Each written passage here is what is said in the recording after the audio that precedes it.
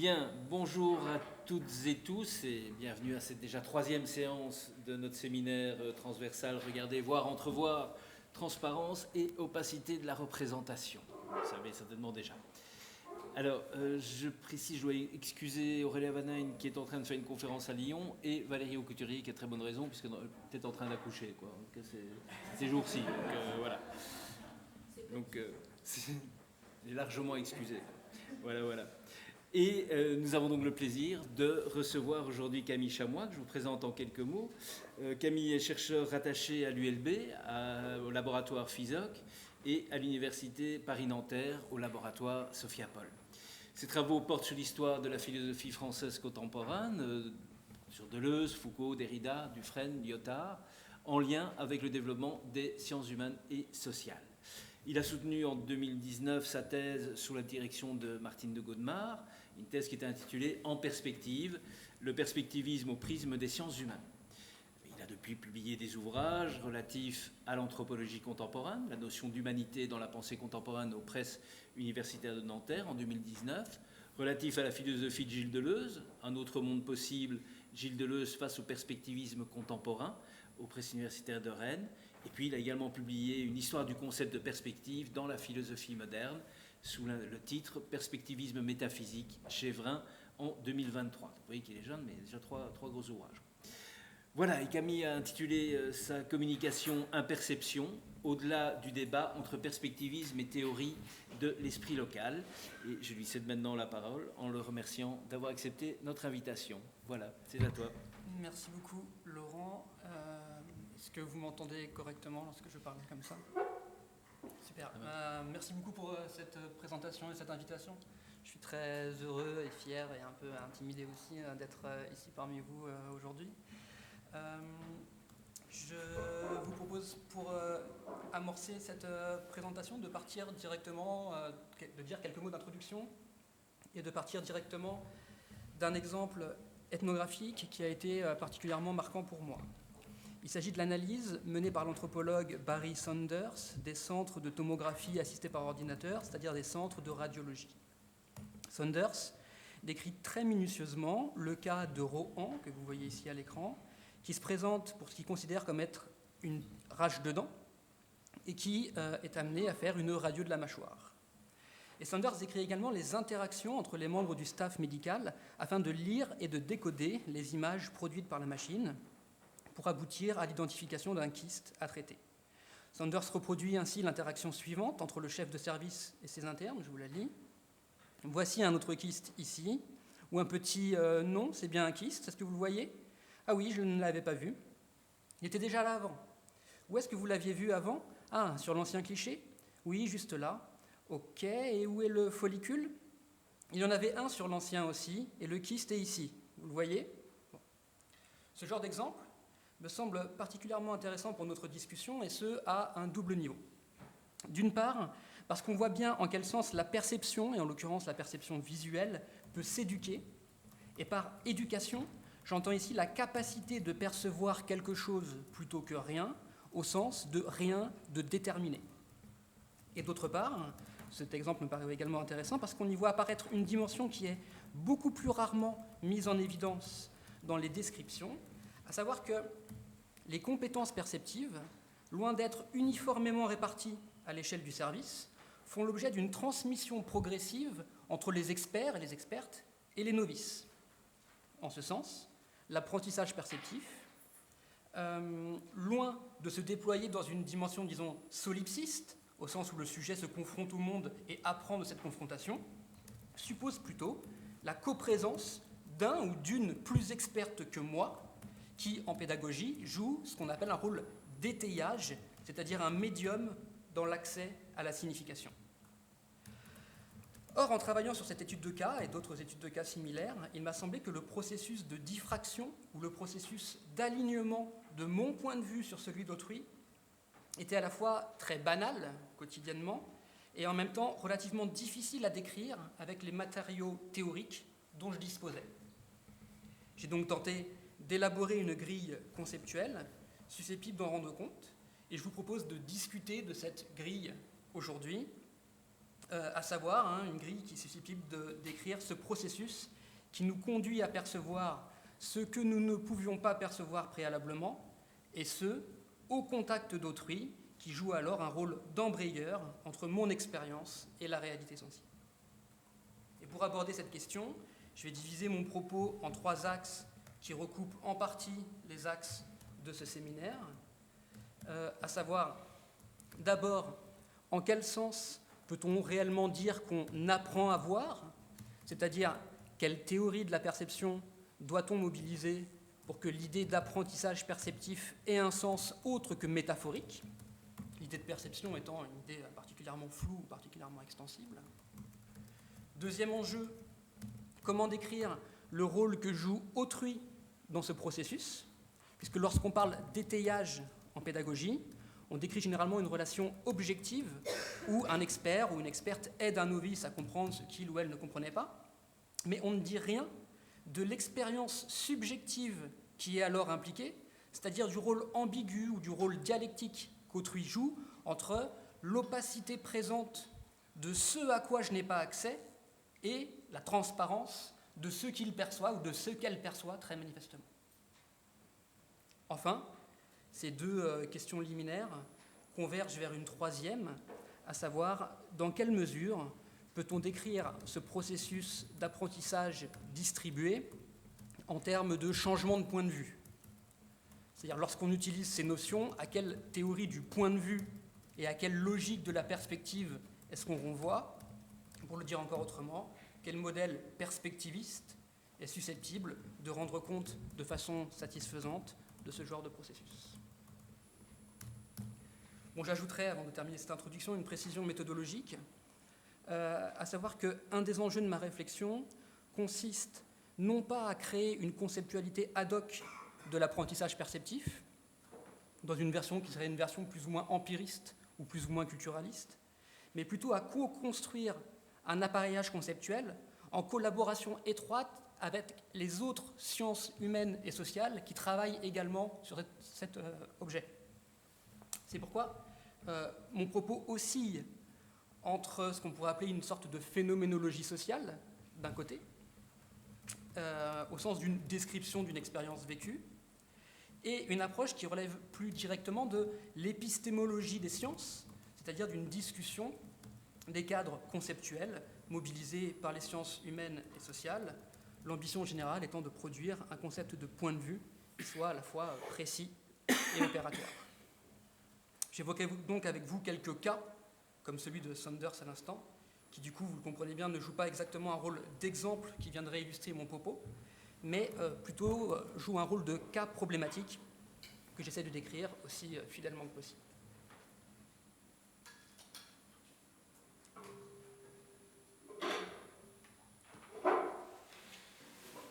Donc d'abord, en quel sens peut-on dire qu'on apprend à voir? Cette expression est régulièrement mobilisée dans un sens métaphorique, alors que, et c'est ce que je voudrais essayer de vous montrer tout de suite, elle possède en fait une signification littérale qui est très largement étayée par la psychologie. En effet, la notion d'apprentissage perceptif désigne ce que la psychologue Eleanor Gibson caractérise comme tout changement relativement permanent et cohérent dans la perception d'un ensemble de stimuli à la suite de la pratique ou de l'expérience de cette gamme. Un exemple qui est régulièrement cité dans la littérature est celui qui est invoqué par William James, à savoir la capacité d'une ou d'un œnologue aguerri de distinguer par le goût entre la moitié inférieure et la moitié supérieure d'une bouteille de vin, c'est-à-dire de distinguer un goût plus ou moins bouchonné, en un bon sens du terme pour le coup, du vin consommé. Si on suit cette définition, il me semble qu'on peut distinguer 3 conditions qui permettent de circonscrire les contours de ce qu'on appelle apprentissage perceptif par rapport à un certain nombre d'autres notions plus ou moins connexes. D'abord, pour pouvoir parler d'apprentissage perceptif, il faut que l'apprentissage entraîne des changements perceptifs à long terme. C'est la première caractéristique, c'est-à-dire des phénomènes de changement perceptif qui se stabilisent chez le sujet percevant sous la forme de dispositions relativement stables et persistantes dans le temps.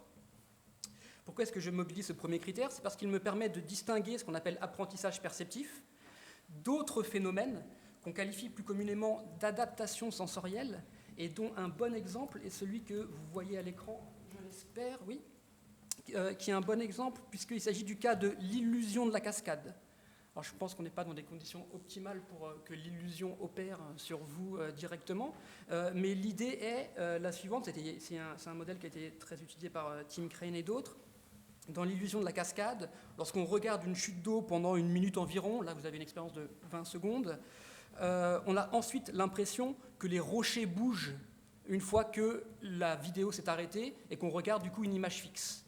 Donc c'est un effet qui est un effet bien perceptif, mais c'est un effet perceptif qui joue sur une dizaine ou une quinzaine de secondes. Donc vous avez bien une transformation de votre capacité ou de vos compétences perceptives, mais qui est une transformation à court terme, disons même à très court terme. Et donc je propose un premier critère pour distinguer l'apprentissage perceptif de la simple adaptation sensorielle dont la chute d'eau est un exemple, qui est il faut pouvoir parler d'une transformation perceptive à long terme et non pas simplement à court terme.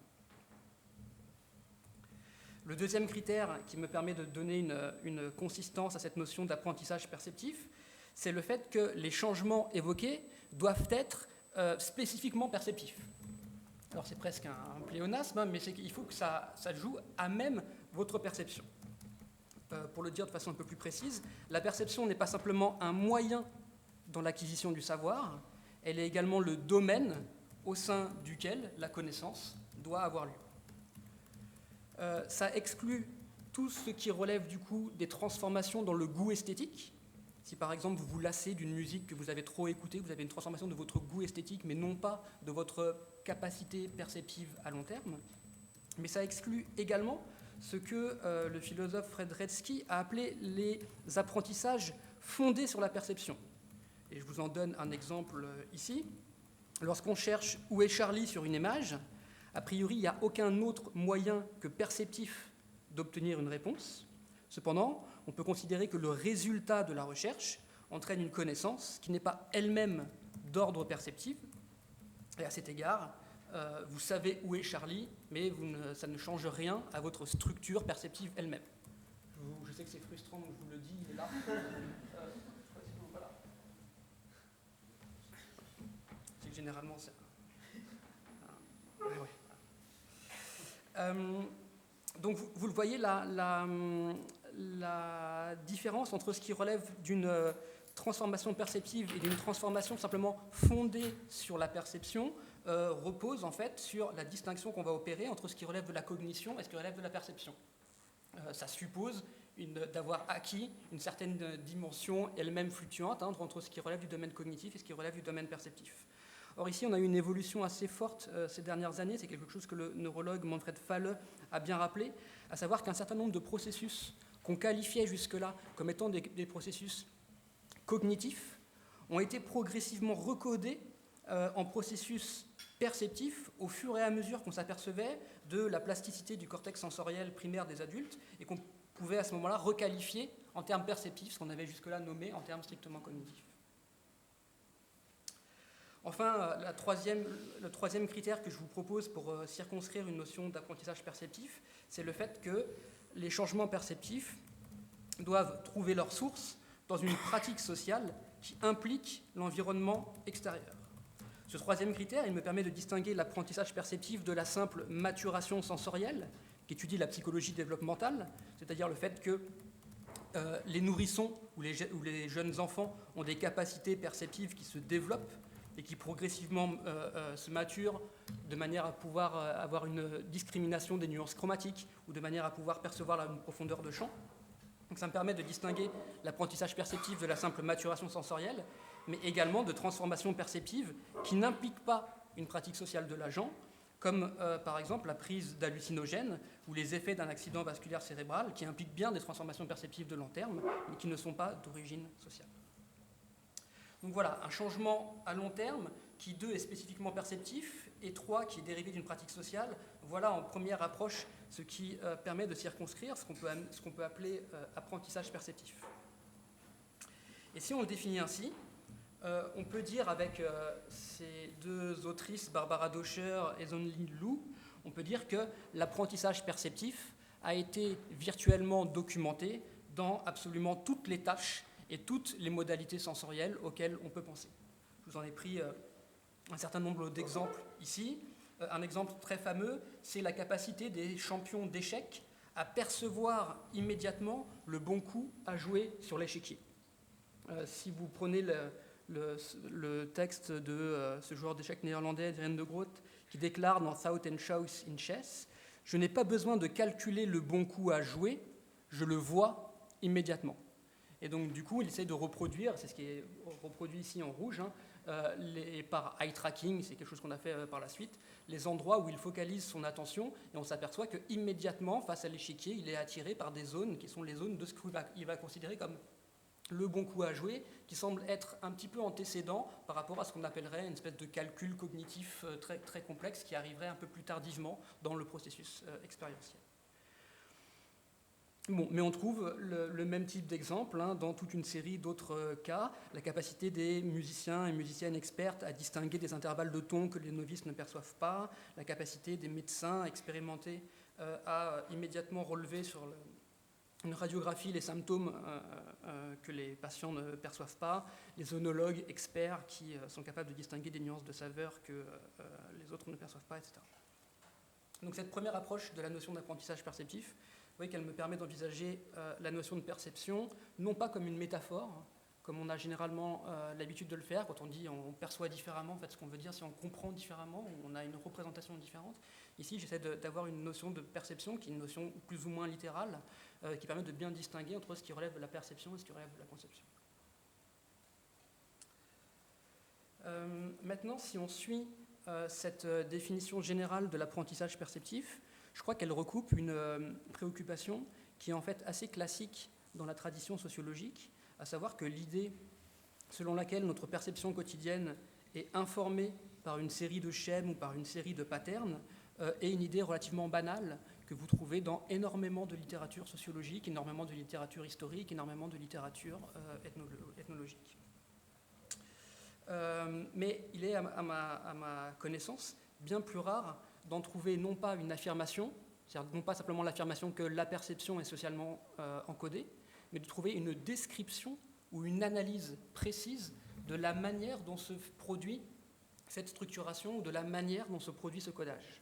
Donc, ce que je voudrais essayer de vous montrer maintenant, c'est que si l'affirmation est commune, énormément de sociologues disent la perception c'est quelque chose qui s'apprend, l'analyse de ce phénomène d'apprentissage est en fait très rare et généralement très évanescente.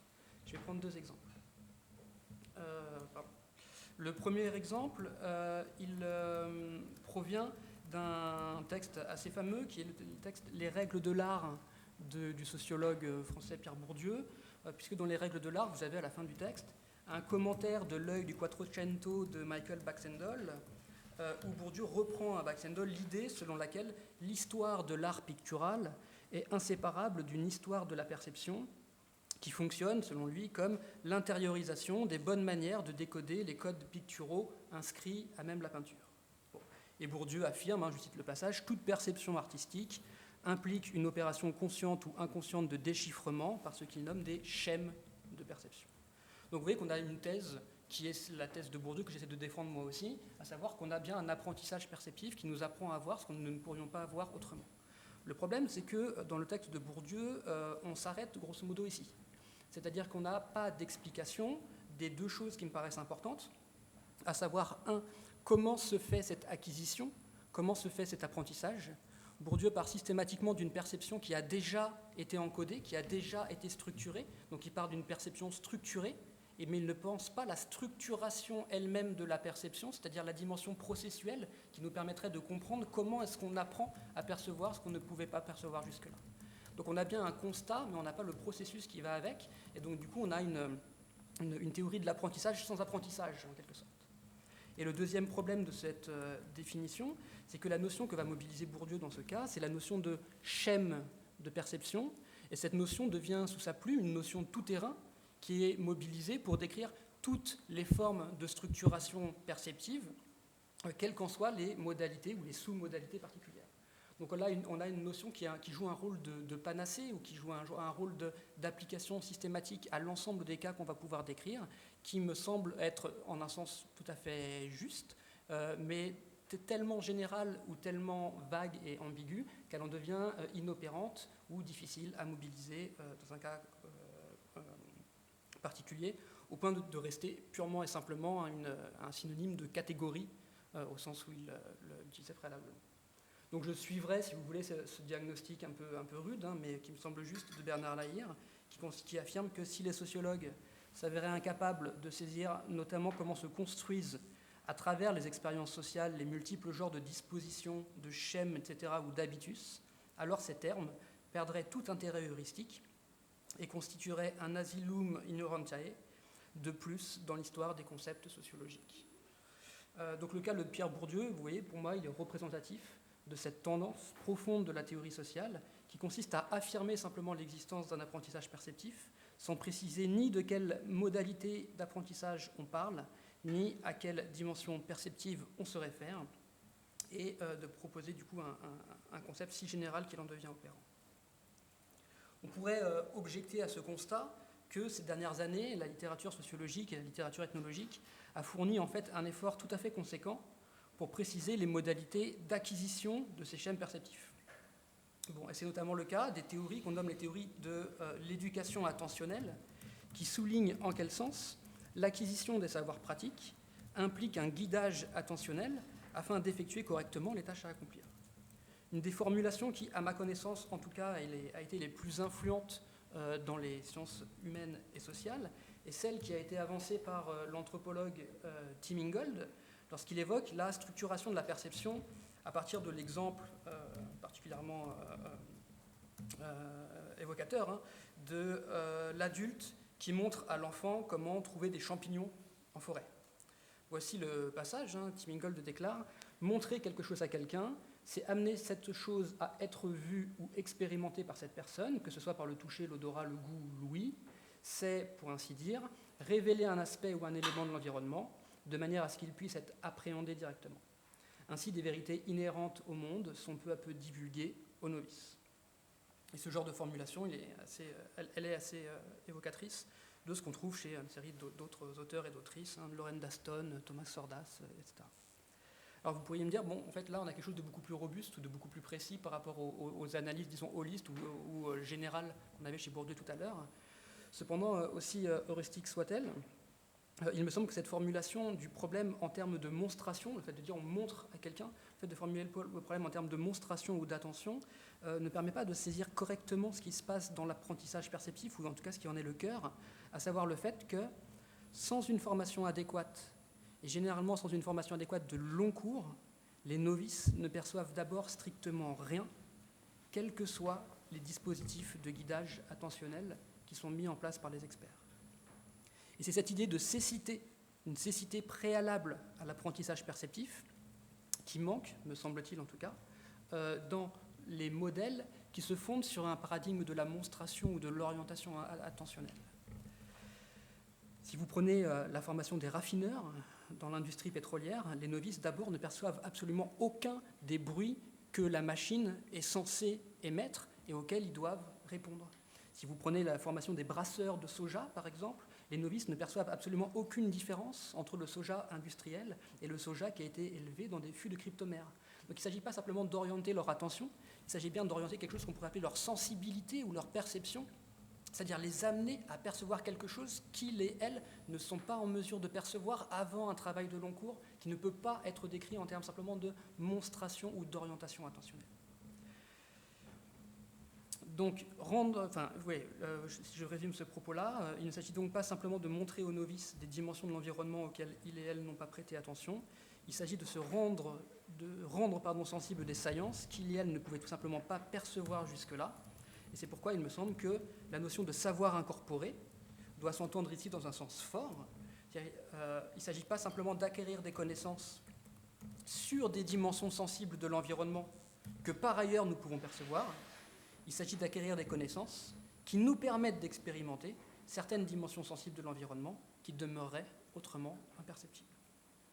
Donc au titre d'hypothèse, si vous voulez, je dirais qu'il faudrait remplacer le paradigme de l'attention ou le paradigme de la monstration qui court de Ingold, Addaston et d'autres par le paradigme de l'apparition. Je n'ai pas trouvé mieux comme mot, donc si jamais vous avez autre chose, je suis preneur. Le paradigme de l'apparition au sens où une science apparaît alors qu'elle n'était jusque-là pas perceptible. Et donc ce sont ces modalités d'apparition qu'il s'agit dès lors pour moi d'étudier. Donc voilà en quel sens, disons, pour le dire de façon un peu impérialiste, dans les sciences sociales, toujours un peu gênant de parler comme ça, mais je suis obligé de faire vite, il me semble qu'on a des modèles qui sont à la fois tout à fait justes, mais pas suffisamment précis sur la manière dont on peut décrire un apprentissage perceptif. Et mon travail consiste à essayer de proposer d'ouvrir la boîte noire de ce qu'on va appeler schème pour essayer de décrire la manière dont ce schématisme processuel a lieu. Et donc pour éviter ce flou, je vous propose maintenant un modèle de schématisme, d'apprentissage perceptif, de schématisme de l'apprentissage perceptif. Et je vous propose un modèle quadripartite, donc en 4 parties, qui me semble être plus opératoire que ceux que je viens de vous présenter. Bon, vous trouvez en fait dans la littérature psychologique des typologies qui sont assez proches de celle-ci, chez des psychologues de renom comme Robert Goldstone, Philippe Kellman, etc. Je suis très fortement influencé par eux, mais il me semble que ces typologies sont souvent incomplètes et répétitives. Donc, du coup, j'ai proposé ma propre typologie, qui est cette typologie en 4 modèles. Donc, apprendre à percevoir, c'est schématiser. Et schématiser, c'est faire une de ces 4 activités-là que je vous présente. Premier type d'activité, ce serait une activité de différenciation. Dans les cas de différenciation, une personne perçoit la différence entre 2 propriétés, alors qu'elle ne pouvait pas la percevoir auparavant. Ainsi, dans l'exemple initial évoqué par William James, une personne devient capable de voir la différence entre le haut et le bas d'une bouteille de vin. Dans l'apprentissage d'une langue étrangère, on devient capable de différencier des sons qu'on ne pouvait pas distinguer jusque-là. Et un exemple que j'aime beaucoup, puisque en étant enseignant, c'est un exemple qui me parle un petit peu, lorsque les jeunes enfants apprennent l'alphabet, on doit leur apprendre à différencier des signes qu'ils ont tendance à unifier perceptivement préalablement, donc apprendre la différence entre un D et un O majuscule. Ça nous paraît évident au premier abord, mais en fait c'est le résultat d'une grande familiarisation pour essayer de considérer que l'angle d'inclinaison de cette petite chose noire sur un fond blanc est signifiant, et est signifiant pour distinguer ce qui relève d'un D de ce qui relève d'un O. Et donc du coup il faut apprendre par différenciation de stimuli qui sont d'abord perçus comme étant globalement les mêmes ou globalement uniformes. C'est la première dimension de l'apprentissage perceptif que je voudrais décrire avec vous. Le deuxième phénomène est le symétrique du premier, à savoir que l'expert finit par un processus d'unification, par percevoir comme une seule propriété ce qui, pour les novices, apparaît comme plusieurs propriétés distinctes. L'exemple, je crois, canonique que vous avez toutes et tous rencontré, je crois qu'il est un petit peu célèbre celui-là, c'est l'exemple des mots qu'on utilise dans la vie de tous les jours, puisque les mots, on a tendance à penser qu'on les lit lettre par lettre, ce qui est tout à fait faux. On a généralement tendance à les lire par paquet, donc on va les lire par mot au sens strict. Et cet exemple-là en est la preuve, entre guillemets, en tout cas une mise à l'épreuve de cette hypothèse. Si vous êtes capable de lire ce qui est marqué sur le slide derrière moi, c'est que vous êtes capable d'unifier des mots qui, pris lettre par lettre, ne font aucun sens, mais en fait vous ne les lisez pas comme ça, vous les lisez par groupe de mots. Ça veut dire que c'est quoi schématiser au niveau perceptif? Ça veut dire cruncher ou ensemble des groupes qui, pris analytiquement, en fait, ne font pas sens. Donc premier processus, la différenciation. Deuxième processus, l'unification. Le troisième processus d'apprentissage perceptif, c'est le processus que vous voyez en bas à gauche, que j'ai appelé l'anticipation. Ça désigne la capacité d'un ou d'une agente à prévoir l'apparition d'un événement selon un script donné ou la trajectoire d'un objet en mouvement selon un pattern particulier. C'est quelque chose qui a été beaucoup étudié et mis en évidence par André Didier-Jean et ses collaborateurs lorsqu'ils ont travaillé sur les sportifs et notamment sur les les basketteuses du club de je ne sais plus, qui anticipaient déjà l'arrivée de la balle alors qu'on coupait, si vous voulez, la vidéo. Donc il y a un effet où on sait ce qui va se passer au temps n+1 et on est déjà engagé en fait dans le processus d'après. Et donc du coup, l'apprentissage perceptif nous conduit à avoir toujours un temps d'avance. Je trouve que le titre de l'article est assez bien trouvé, c'est-à-dire à être tout de suite immédiatement projeté dans ce qui va se passer après, et plutôt que dans un rapport perceptif qui serait un rapport perceptif au présent. Bon, et il reste une dernière et quatrième modalité, qui est une modalité qui est régulièrement oubliée dans les analyses traditionnelles de l'apprentissage perceptif, et donc je voudrais y accorder 4 secondes de plus. C'est la modalité que j'appelle ici de méta-perception. J'utilise ce terme pour désigner notre capacité à identifier un élément perceptif comme étant soit une qualité réelle, il faudrait mettre des guillemets à tous ces termes si jamais on avait le temps de les prendre au sérieux, mais donc j'appelle ici méta-perception notre capacité à identifier un élément perceptif comme étant une qualité réelle, c'est-à-dire objectivement présente dans le monde, ou bien une qualité subjective de notre perception sans corrélat extérieur. C'est une analyse que je reprends à la philosophe de la perception Katalin Farkas, qui s'appuie dans un article qui s'appelle Le sens de la réalité, sur l'anecdote d'un poète qui s'appelle Carinti et qui décrit l'expérience suivante. Il est assis à la terrasse d'un café, il entend passer un train à l'horizon, puis il entend une seconde fois le train, il se retourne, il se rend compte qu'il n'y a absolument aucun train nulle part, et troisième fois, quatrième fois, il se rend compte que le train est en fait dans sa tête, qu'il est en train d'halluciner l'expérience d'un train, et il se met à se familiariser avec cette situation qui désormais devient sa situation de vie quotidienne, à savoir qu'il sait qu'il a des hallucinations et qu'il faut vivre avec. Ce que Farkas met bien en évidence, c'est qu'il y a un processus qui est décrit par le poète, qui est un processus qu'elle appelle le contrôle de réalité, qui est ma capacité à me dire cet élément perceptif entre guillemets, que je perçois entre guillemets, n'est pas un élément objectif, mais un élément subjectif. Ça n'est pas quelque chose qui possède un corrélat réel dans le monde matériel, mais c'est simplement une manière que j'ai de percevoir l'expérience autour de moi. Et cette manière de contrôler la réalité, ou ce que Farkas appelle aussi le sens de la réalité, il me semble important dans énormément de cas d'apprentissage perceptif.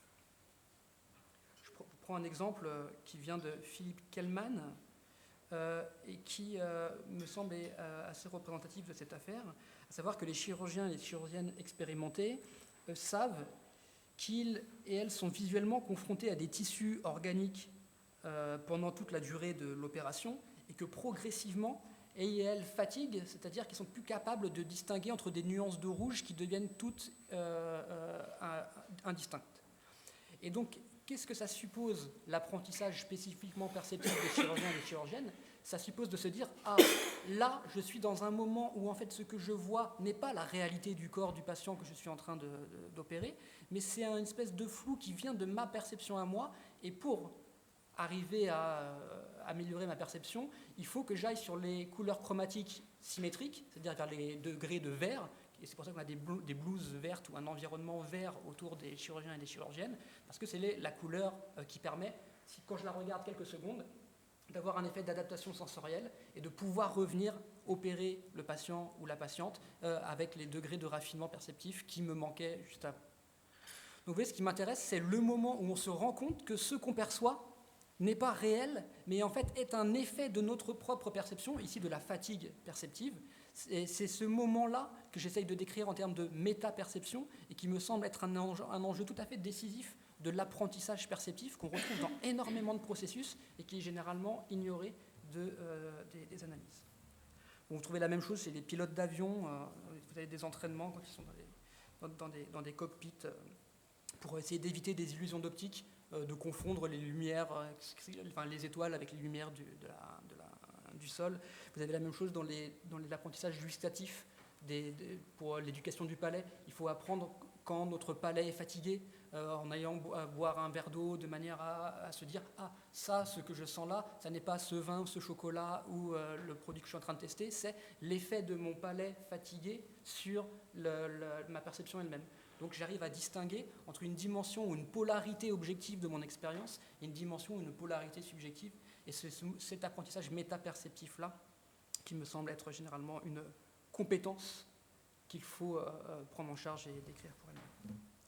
Bon voilà, pour conclure ce premier point, je crois qu'on peut raisonnablement donner un sens à l'idée d'apprentissage perceptif en la distinguant d'un certain nombre de notions qui sont des notions connexes par la triple caractéristique d'un apprentissage 1 spécifiquement perceptif, 2 de long terme et 3 dérivé d'une pratique sociale, et en ajoutant que cette notion regroupe 4 dynamiques qui sont la différenciation, l'unification, l'anticipation et la métaperception. Et ce faisant, je crois qu'on donne un premier sens à la notion de point de vue.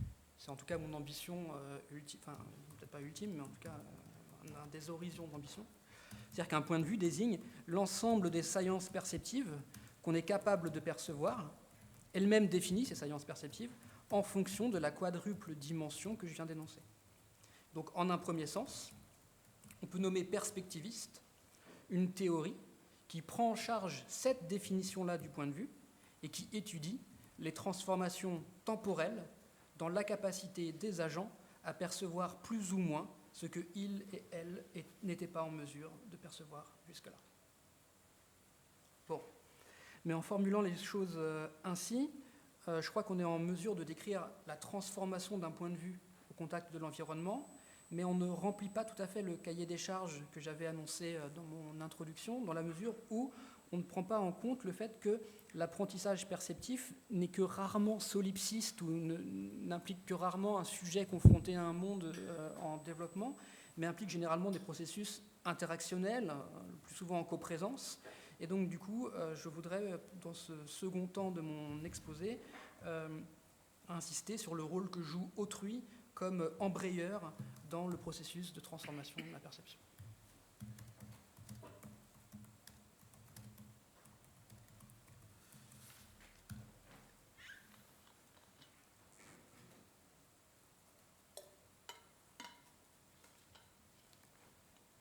Alors, dans la relation d'étayage que la petite vignette d'introduction était censée illustrer, entre l'expert et le novice qui font la radio du kyste de Rohan, cette relation d'étayage, j'entre avec autrui dans une interaction donc de coprésence et je perçois, et c'est ça sur quoi je voudrais insister maintenant, je perçois qu'autrui perçoit ce que je ne perçois pas moi-même. Et c'est ce hiatus perceptif qui amorce toute la dynamique relationnelle et qui permet de sortir du modèle solipsiste ou présocial de l'apprentissage perceptif que je viens grosso modo de vous présenter dans cette première partie.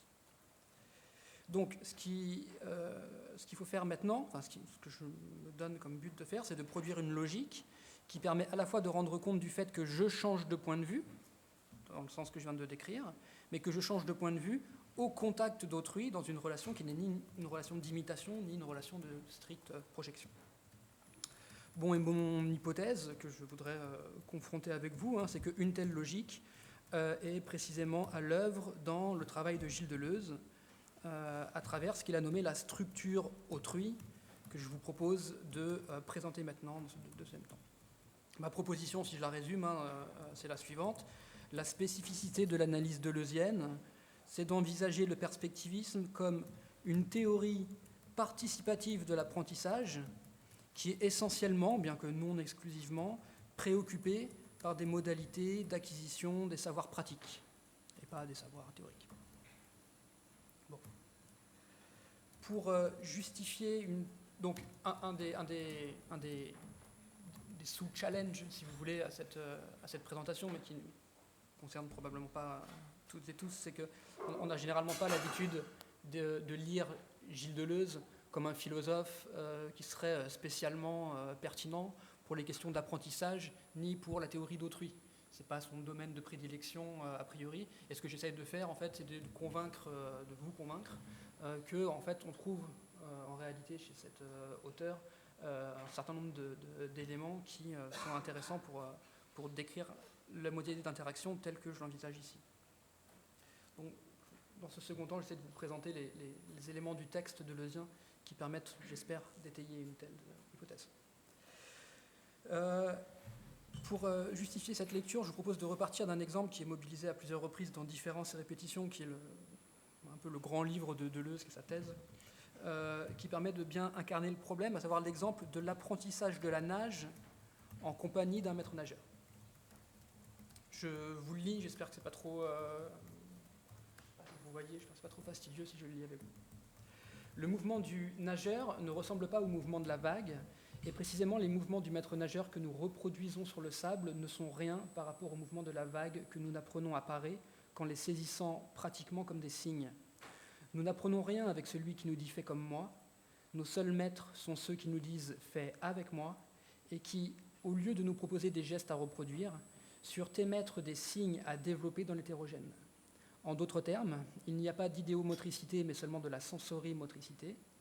Quand le corps conjugue ses points remarquables avec ceux de la vague, il noue le principe d'une répétition qui n'est plus celle du même, mais qui comprend l'autre, qui comprend la différence, d'une vague et d'un geste à l'autre, et qui transporte cette différence dans l'espace répétitif ainsi constitué.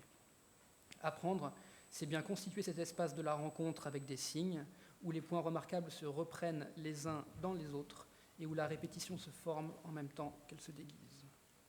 Alors, il me semble que ce passage il permet de condenser 5 modalités de la définition deleuzienne d'autrui qui sont, me semble-t-il, parfaites, enfin bien ajustées, disons, à l'expérience de l'étayage tel que j'essayais de le décrire tout à l'heure. Les 5 modalités, je vous les présente rapidement. La première de ces caractéristiques, c'est le fait que le champ d'expérience est d'abord défini comme un simple « il y a ». Qu'est-ce que ça signifie ? Ça signifie que dans un premier temps, un niveau hypothétiquement 1 de l'expérience, le monde semble beau, le monde semble difficile, le monde semble fatigant, le monde semble ce que vous voulez, mais ces qualités-là sont appréhendées comme des qualités absolues du monde lui-même et non des propriétés relatives à l'appréhension que j'en ai. On ne pense pas que le monde est difficile parce que, ou que la mer est difficile il est difficile de nager sur la mer parce que je suis un mauvais nageur. On se dit, la mer est elle-même agitée, et agitée devient une propriété absolue de la mer elle-même et non pas relative à l'expérience du sujet qui s'y rapporte. Et en ce sens, Deleuze parle généralement d'un champ d'expérience pré-personnel, impersonnel ou asubjectif pour désigner le fait que ces caractéristiques sont traitées comme des caractéristiques absolues du monde lui-même.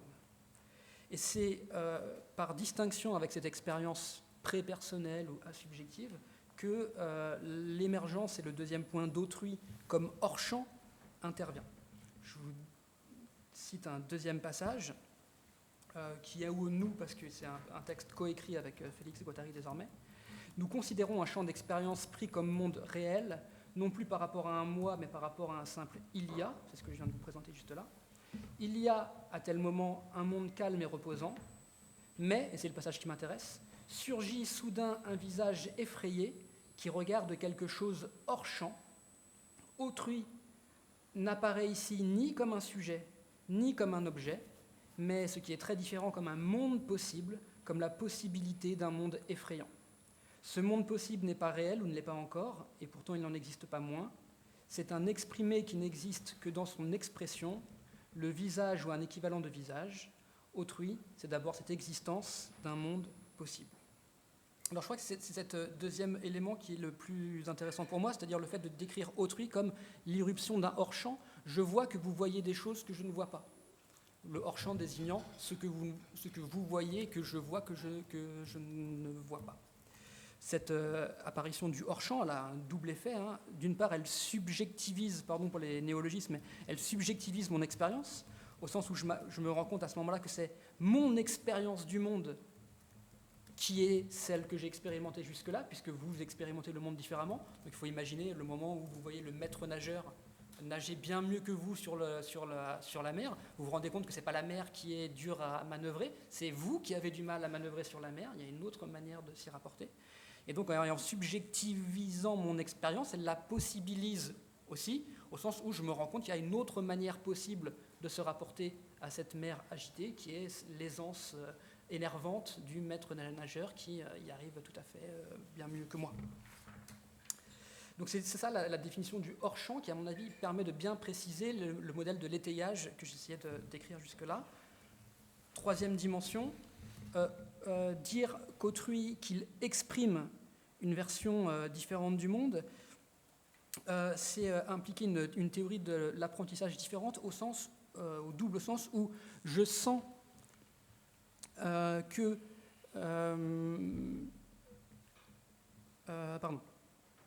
au sens où je sens qu'il existe un élément de signification auquel je n'ai pas accès.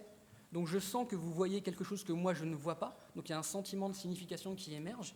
Et deuxièmement, il y a un enjeu développemental dans cette affaire.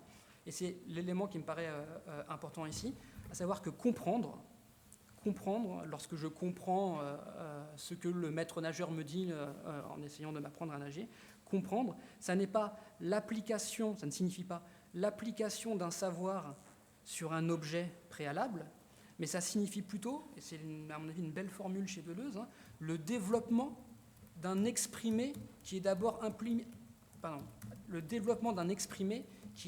impliqué dans son exprimant.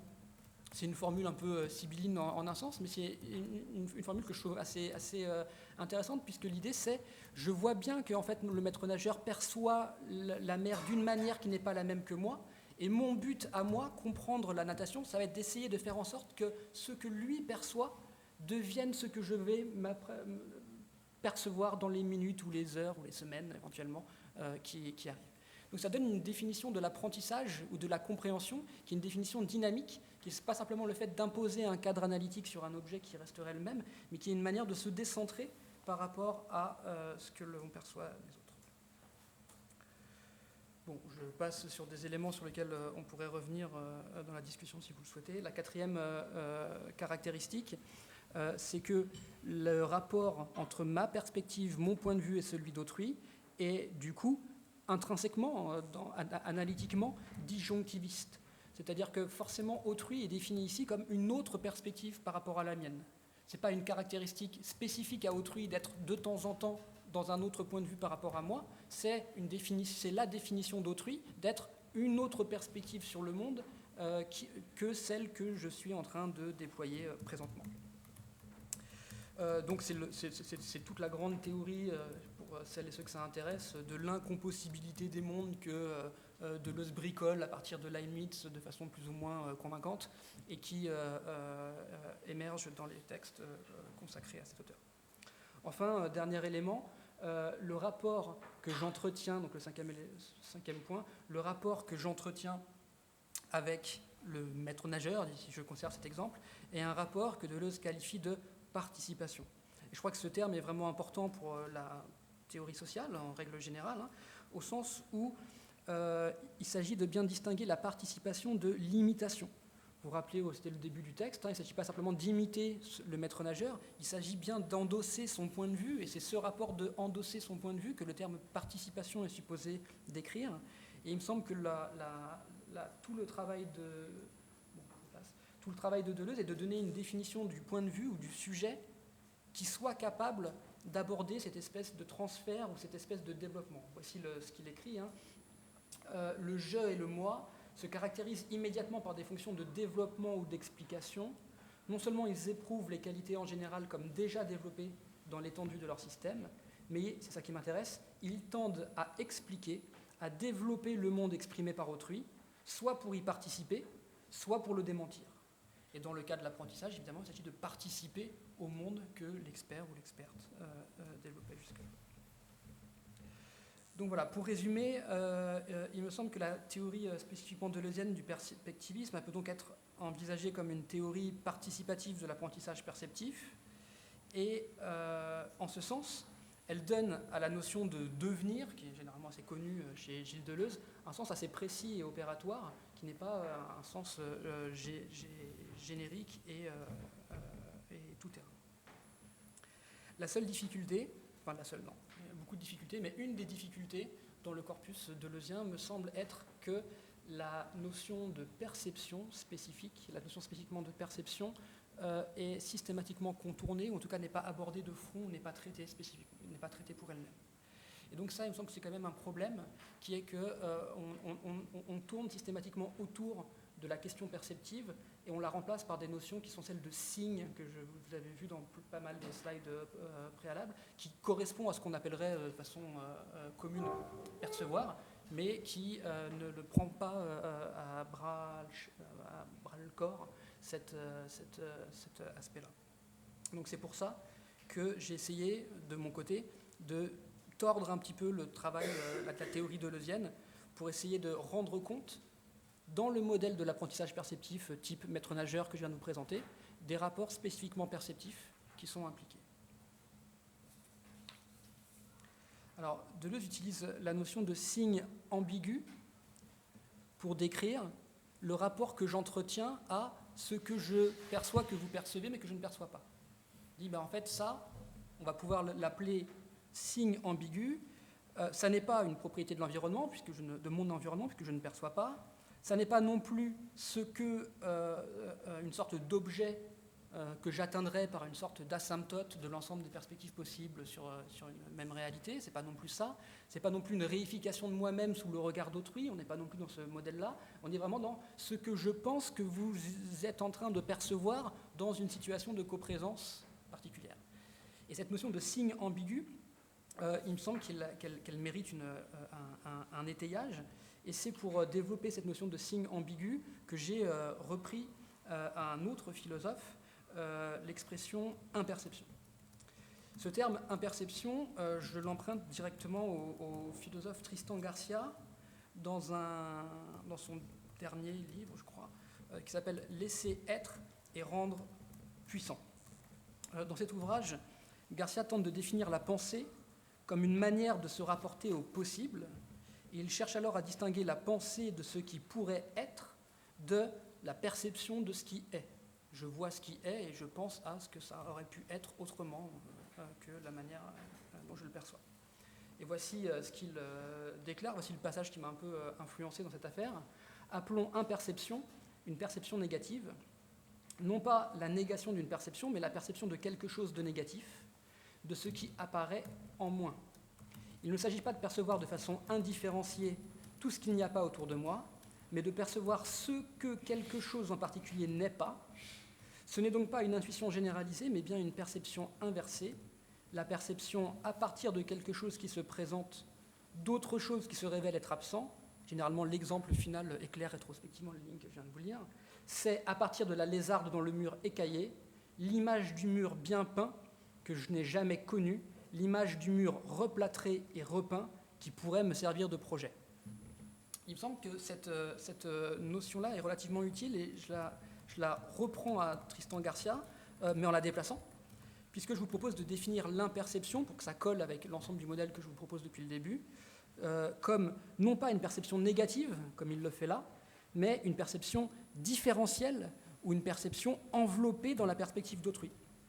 Donc non pas l'image du mur bien peint à partir du mur écaillé, mais l'image de la mer maîtrisée telle qu'elle est vue par le maître-nageur, à partir de la mer effrayante telle que je la vois présentement. Donc on dira par exemple, si vous voulez, qu'on aperçoit l'arôme d'astringence que nous ne sentons pas directement, mais dont l'œnologue nous indique la présence dans le vin que nous sommes en train de boire, lui et moi. Dans ce cas, le percept en question possède un certain degré de réalité qui permet de sentir sa présence sans l'expérimenter directement en première personne. Et c'est en ce sens une problématique qui, je crois, reprend les grandes coordonnées de ce séminaire, à savoir que la notion d'imagination est, à mon avis, trop cognitive, où on parle trop haut niveau pour dire « j'imagine ce que vous voyez présentement ». Je me sens que la notion d'imagination est mal ajustée, et en même temps, la notion de perception est, elle, de trop bas niveau. Je ne perçois pas ce que vous percevez en ce moment. J'ai essayé du coup d'élaborer un concept intermédiaire qui est celui d'imperception pour décrire la manière dont je me rapporte à ce que je vois que vous voyez et que je ne vois pas moi-même.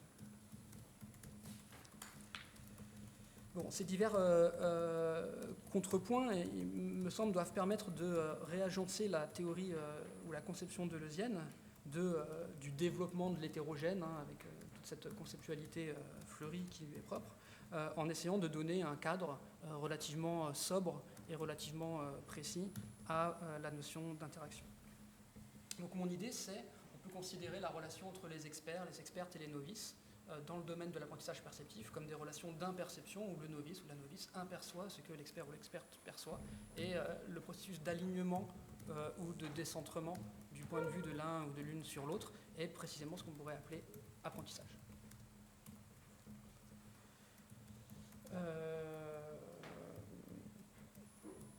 Bon, ça me conduit à un point sur lequel je vous propose de passer rapidement, mais que je ne voudrais pas évacuer car c'est un point qui intéresserait Gauthier et celles et ceux parmi vous qui s'intéressent aux questions d'anthropologie, puisque en définissant la question du point de vue comme ça, ou la notion de la logique perspective ainsi, je prends en réalité position au sein d'un débat qui est un débat déjà bien établi sur les utilisations de la théorie deleuzienne par les anthropologues.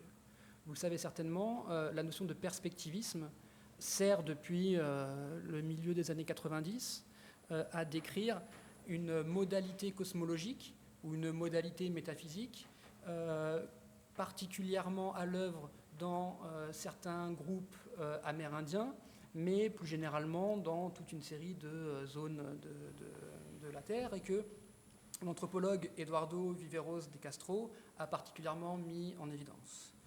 L'idée qui est mobilisée est qu'on peut considérer le perspectivisme comme une cosmologie particulière, au sens où on accorderait à l'ensemble des êtres la possibilité d'avoir un Umwelt, un monde perceptif particulier, notamment dans une relation interespèce, le monde perceptif des animaux, en partant d'une logique qui est hyper disjonctiviste, c'est-à-dire qui affirme très nettement que les autres perçoivent des choses que nous ne percevons pas nous-mêmes. Donc dans le modèle qu'il présente, le modèle multinaturaliste, qui est synonyme de perspectiviste ici, on a bien ça sonne, si vous voulez, de façon très proche par rapport à ce que je viens de vous présenter. Alors simplement, il me semble que si vous définissez le perspectivisme comme une cosmologie ou comme une mythologie ou comme une représentation du monde, ce qui vous manque dans l'analyse, c'est justement l'effet que cette représentation du monde a sur les interactions en coprésence avec autrui. Pour le dire encore autrement, ce qu'on décrit sous le terme multinaturalisme ou perspectivisme, c'est généralement ce qu'on appelle une méta-représentation perceptive, c'est-à-dire la manière dont vous imaginez comment la perception fonctionne, et en imaginant comment la perception fonctionne, vous imaginez comment fonctionne ma perception, la vôtre et celle de tout le monde. Un exemple tout simple, c'est si je vous dis que je suis daltonien, ce qui est une réalité, généralement ça vous donne à penser une méta-représentation perceptive, c'est-à-dire que vous vous demandez « Ah, est-ce qu'il voit ce que moi je vois ici ?» etc. Donc ces méta-représentations, ces manières qu'on a de penser la perception, ont un effet sur les interactions en coprésence dans la mesure où elles vont devoir restructurer nos relations. Et en tout cas, elles pourraient si jamais on était amené à dessiner ensemble, jouer au Trivial Pursuit, etc. Donc ce qui m'intéresse, c'est au lieu d'aborder le perspectivisme comme une métaphysique, comme beaucoup d'anthropologues le font, à mon avis, de façon très juste, il est plus utile de l'aborder comme une certaine métaphysique qui, en réalité, est une méta-représentation de la perception, méta-représentation perceptive, qui a des effets sur nos méta-perceptions, c'est-à-dire sur la manière dont on interagit avec les autres. J'espère que ce n'est pas trop abstrait de le dire comme ça et que ce détour n'est pas trop fastidieux pour vous. L'idée est simplement de considérer que, en insistant sur la manière dont on se représente, la façon dont nous percevons toutes et toutes, on joue également sur la manière dont on interagit avec les autres et sur les phénomènes de hiatus plus ou moins apparents, plus ou moins réels, plus ou moins fantasmés ou plus ou moins révélés, qui structurent nos relations. C'est pourquoi je pense que je commence à être un petit peu long. Donc, depuis une heure. Tu parles depuis une heure. Ok. Je vais me dépêcher, mais l'idée... Je t'ai dit 1h15. Ok, merci beaucoup. L'idée étant que étudier les effets de ces représentations cosmologiques a un un éclairage sur la manière dont nous pensons l'apprentissage perceptif. Je vous donne un seul exemple, qui est un exemple qui vient encore une fois de l'ethnologie amazoniste, qui est l'exemple d'Aparecida Villaça, qui travaille de façon très très proche d'Eduardo Vieiro de Castro, dont je viens de vous parler, mais qui a la spécificité dans le texte dont je ne vous ai pas donné la référence, donc je m'en excuse, un texte qui s'appelle Perspectivisme, qui est paru dans un ouvrage collectif dirigé par Tania Luhrmann, qui a la spécificité d'étudier justement ce que j'essaye de vous montrer. Je vous lis le texte de droite. Les gens, donc les Wari en l'occurrence, sont toujours attentifs aux différents signaux qui émanent de l'action des autres personnes, dans la mesure où leurs yeux peuvent être trompés. Vu la susceptibilité particulière des enfants à se transformer, leurs actions sont vivement observées, et particulièrement leur appétit. Les enfants qui rejettent la nourriture que leur donnent leurs parents Wari sont soupçonnés d'être dans un processus d'altération qui consiste à partager la nourriture d'autres types d'espèces, incapables de reconnaître la nourriture des Wari. Ce qui m'intéresse ici, c'est que ce que montre Aparecida Villaça, justement, c'est si vous partez du principe que nous sommes toutes et tous dans des mondes perceptifs un peu différents, ça n'est pas simplement une représentation du monde, c'est une représentation du monde qui doit avoir des effets sur nos interactions, et notamment sur cette espèce de hiatus où je vais devoir me demander mais qu'est-ce qu'il ou qu'est-ce qu'elle voit présentement. Et selon elle, c'est une structure sociale tout à fait commune de l'ensemble de ce groupe amazonien, Wari, dont elle est elle-même la spécialiste. Je ne développe pas plus que ça, mais il me semble que ce qui est important dans cette affaire, c'est de bien considérer que du coup, l'enjeu de ce que je vous propose, de ce que je vous présente là, consisterait à bien faire le listing de l'ensemble de nos méta-représentations perceptives, puisqu'il est tout à fait probable que vous ne partagez pas les mêmes que moi, et qu'en réalité, on ait des manières tout à fait différentes au sein même d'une communauté quelconque, de nous représenter comment fonctionne la perception, et du coup, de jouer sur des phénomènes d'imperception tout à fait hétérogènes. Je conclus ce deuxième point par les éléments suivants. Pour penser l'apprentissage perceptif réel, et non pas ce que un certain nombre de gens appellent de ce nom, il faut le penser de manière non pas solipsiste, mais de manière collective au contact d'autrui. C'est le premier point. Deuxièmement, l'autrui en question doit occuper une position d'étayage dont la logique n'est pas évidente à mettre en place. Ça n'est pas simplement un autre soi qui perçoit depuis son lieu propre ce que je ne perçois pas moi-même. Ça n'est pas non plus celui qui m'objective sous un regard réifiant, mais c'est plutôt un embrayeur qui joue un rôle de diffraction par rapport à mon point de vue propre, et c'est ce hiatus-là qui m'intéresse. Troisième point, pour décrire ce phénomène, il me semble que la philosophie de Gilles Deleuze est utile, puisqu'il définit la relation à autrui comme l'ouverture d'un monde possible pour un sujet qui a pour tâche de développer ce monde en question. Et développer, ça veut dire avoir une relation de perspective à perspective, donc une relation perspectiviste, qui est un tout petit peu particulière, puisqu'il ne s'agit pas simplement d'une simple juxtaposition de perspectives. J'ai ma perspective, vous avez la vôtre, on a la sienne, etc. Il ne s'agit pas non plus simplement d'un processus. Il y a ma perspective d'hier, celle d'aujourd'hui, celle que j'aurai demain, etc. Mais il s'agit bien d'une sorte de plurivers, de chaosmose, de multinature, pour reprendre ces termes, mais en les abordant de manière tout à fait sobre et tout à fait triviale, comme l'influence réciproque des points de vue perceptifs les uns sur les autres. Il manque simplement, c'est une hypothèse que je fais, il manque simplement une théorie de la perception ajustée en fait à ce modèle de développement ou à ce modèle de processuel, et le concept de perception que je vous ai proposé vient occuper cette place, l'imperception désignant la manière dont je me rapporte à ce que je perçois, que vous percevez, que je ne perçois pas moi-même.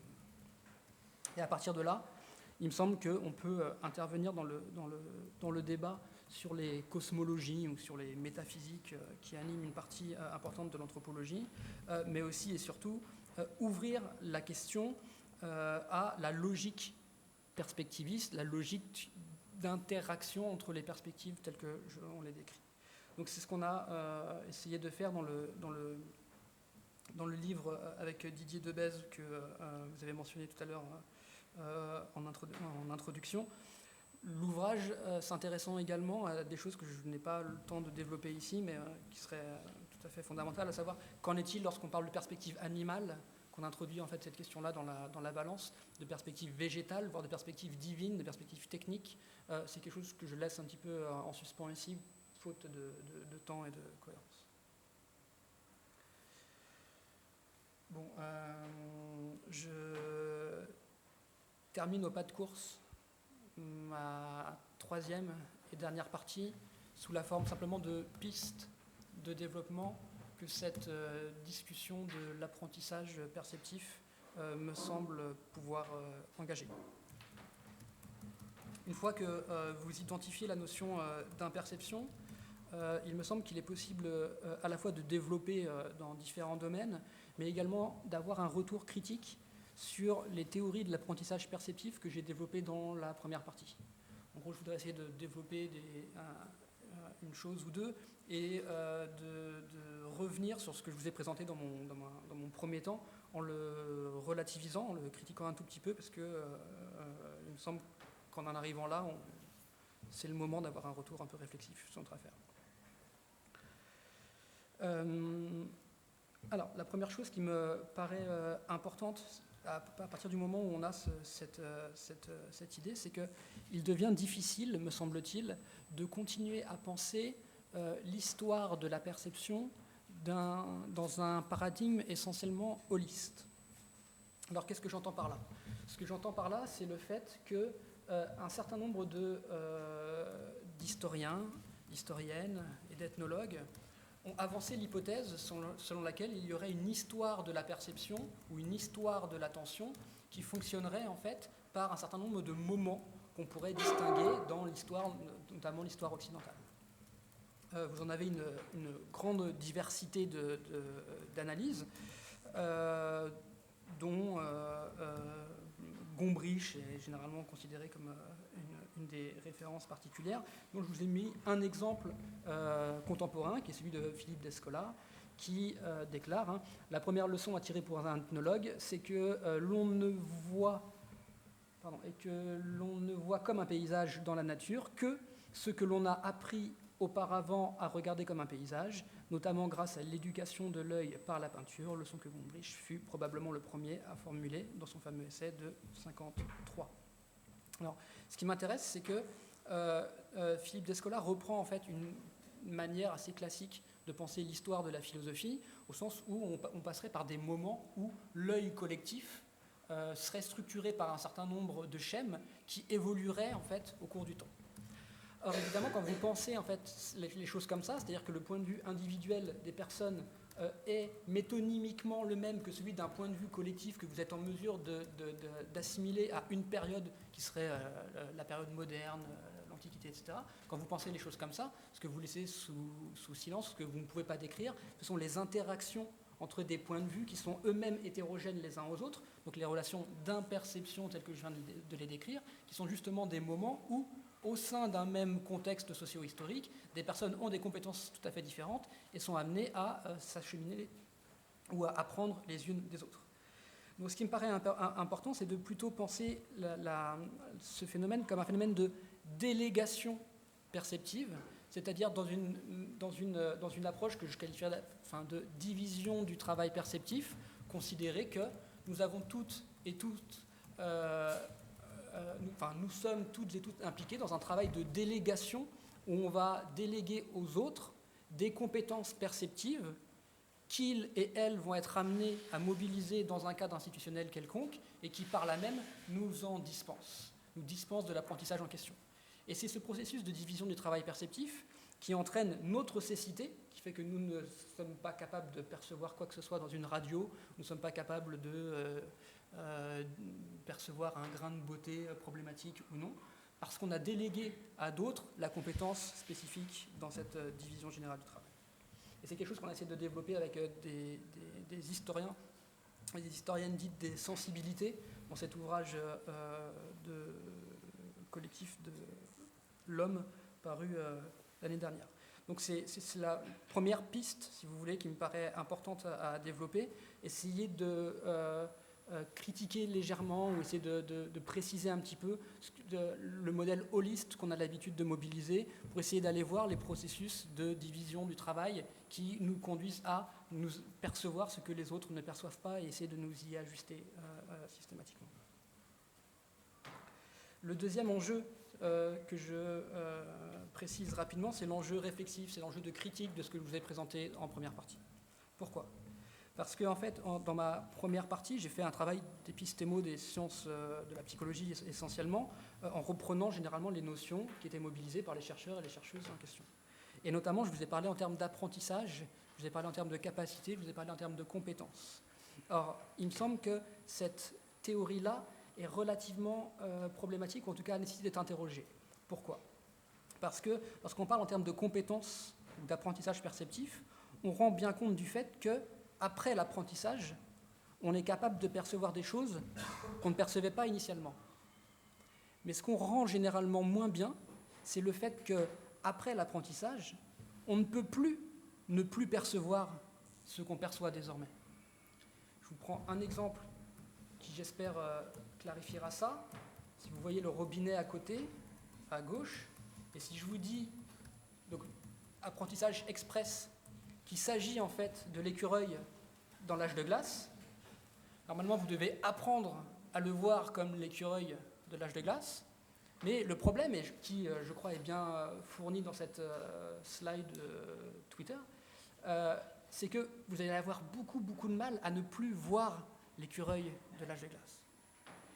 Et ça, cette dimension-là, il me semble qu'elle est mal rendue, cette dimension de « je ne peux plus me défaire de ça », elle est mal rendue lorsqu'on parle uniquement en termes de compétences. Parce que quand on parle en termes de compétences, on a l'impression que la compétence, on peut l'utiliser, la mobiliser et la laisser de côté si jamais on ne veut pas l'utiliser. Or là, en fait, l'expérience que j'espère la plupart d'entre vous vient de faire, c'est l'expérience que vous ne pouvez pas, en fait, ne pas mobiliser ce schème. Et donc, continuer à en parler en termes de compétences devient un tout petit peu problématique. La grammaire de la compétence perceptive est, à mon avis, problématique. Et il vaut mieux en parler en termes de tendance ou en termes de disposition. Vous avez désormais tendance à voir un écureuil. Vous avez appris, je vous l'ai dit, admettons que ce soit un apprentissage. Maintenant, vous avez tendance au sens où vous ne pouvez plus aisément revenir en arrière. Et ça, il me semble que c'est quelque chose qui est tout à fait important pour avoir qui nous emmènerait vers ce que j'ai appelé ici une philosophie critique de l'esprit, c'est-à-dire revenir sur les travaux de psychologie que je vous ai présentés jusque-là et essayer d'en souligner les enjeux normatifs ou les enjeux problématiques en termes d'apprentissage sociopolitique. Je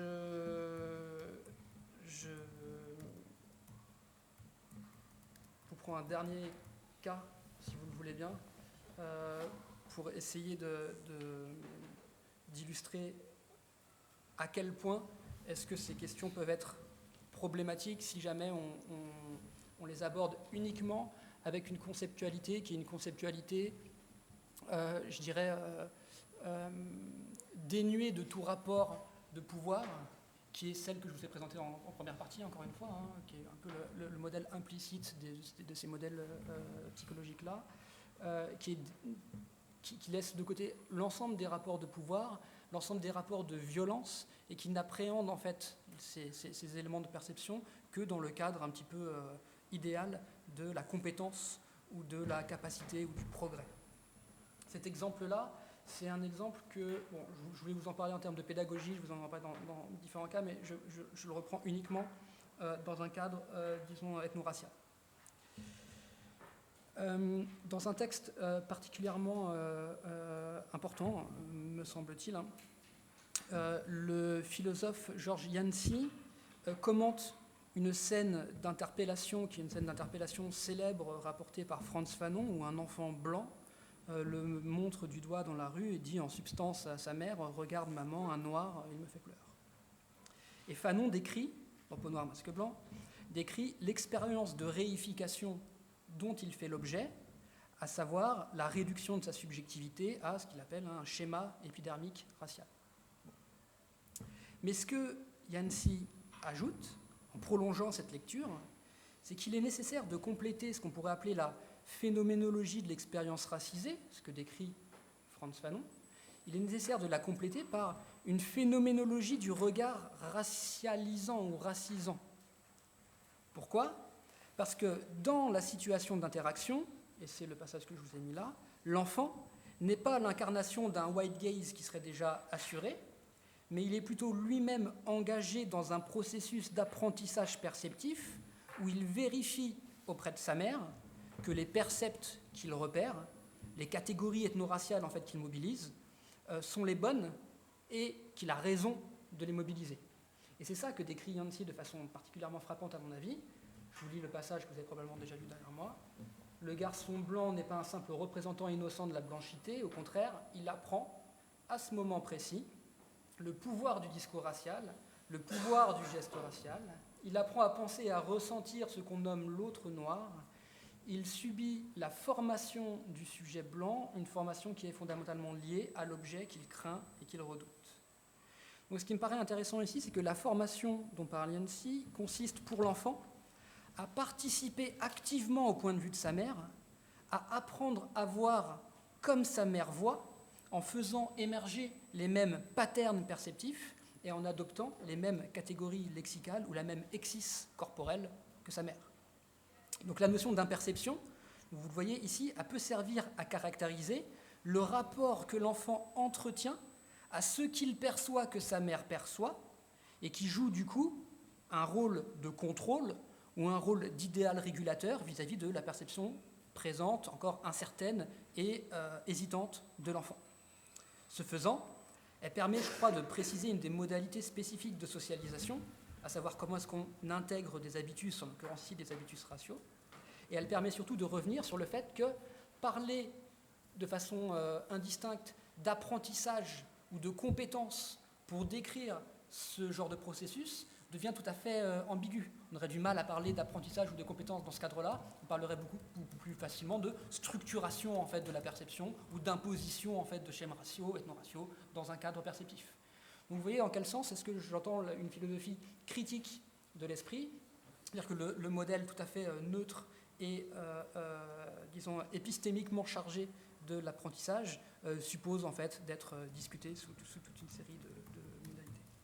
Donc voilà, donc vous voyez, au-delà du cas du débat entre perspectivisme et théorie de l'esprit local, qui était celui d'Aparicida Villesa avec Viveros de Castro, sur lequel je suis passé un petit peu vite, il me semble que la notion d'imperception permet de rediscuter plus largement les modèles épistémologiques traditionnels qui ont cours dans les sciences sociales et dans les sciences même plus générales, en sciences humaines, et d'avoir ce que Didier Debèze appelle une approche interventionniste au sein des sciences en règle générale, c'est-à-dire que la philo n'est pas simplement là pour décrire ce que font les autres, mais elle peut aussi avoir un enjeu de retour critique sur les modalités de rapport entre des points de vue, la manière dont on décrit ces enchâssements de points de vue, qui permet de spécifier le fait que la transparence et l'opacité du point de vue d'autrui n'est pas simplement un enjeu épistémique de problème de connaissance, mais peut-être d'abord et avant tout un enjeu de pouvoir et de relations conflictuelles. Voilà, je m'arrête là et je vous remercie pour votre attention.